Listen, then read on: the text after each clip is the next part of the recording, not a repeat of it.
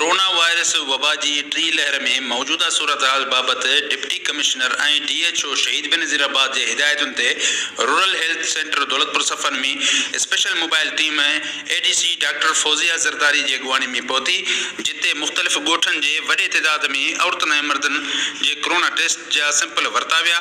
उन मौक़े ते सन TV न्यूज़ सां मेडिकल अमले ॻाल्हाईंदे चयो त थर्ड वेव आई आहे, इलाही ख़तरनाक वेव आहे, छो जो हिन पहिरीं वेव जेका हुई उनमें सिम्टम्स हूंदा हुआ त नज़लो ज़ुकाम बुखार खंघि वग़ैरह थी। ही जेको थर्ड वेव आहे इंतिहाई ख़तरनाक इन लाइ आहे छो जो इन में असांखे को बि ख़बर कोन थी पए। कॉल थी असांजी ADC आहे मैडम फौजिया ज़रदारी उहा असां सां कॉपरेट करे पई ऐं असांजी पंहिंजी टीम सां गॾु हिते आई आहे। असांजी LAW जेके टोटल आहिनि उहे सभु जेके आहिनि उहे असां सां कॉपरेट कयूं। टीम जो ADC साहिबा जो DC साहिबा जो ऐं डिस्ट्रिक्ट हेल्थ ऑफिसर ऐं DC साहिब जो जिन्हनि दौलतपुर में कैंपिंग कई आहे। इन जी अवेयरनेस माशाल्लाह तमामु घणी थी आहे, पब्लिक अचे पई सैम्पलिंग लाइ बि। कोरोना वबा जी टी लहर इंतिहाई ख़तरनाक सूरत हाल इख्तियार करे वई आहे। एहतियात ज़रूरी आहे ऐं गैर ज़रूरी घर खां निकिरण ऐं सफ़र खां पासो कजे। SOPs ते मुकमल तौर अमल कराए मास्क जो इस्तेमाल करे पंहिंजूं ज़िंदगियूं बचायूं वञनि। मुर्तज़ा जोखियो, सन TV न्यूज़, दौलतपुर सफ़र।